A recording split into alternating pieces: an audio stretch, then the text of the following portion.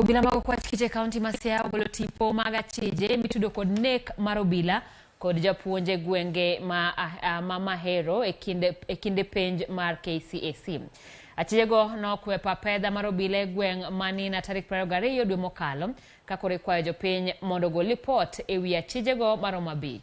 Achijego gin Edward Wanyama Mukanga kata Ramadhan Mukanga kata Abu Naya.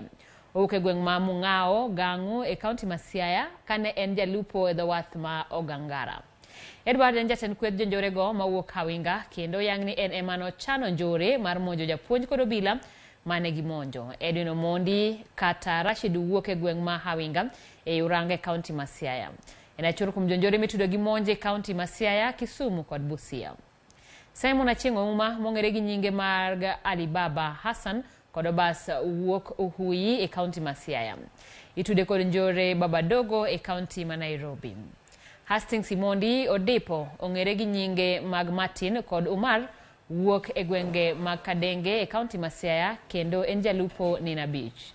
En e kweth jonjore mawuok Hawinga e kaunti ma Siaya Salim Jakoyo en jadak ma Kadenge e kaunti ma Siaya kendo janjore kweth mageto jo ohala e kaunti ma Siaya, Kisumu kaachiel kod Busia.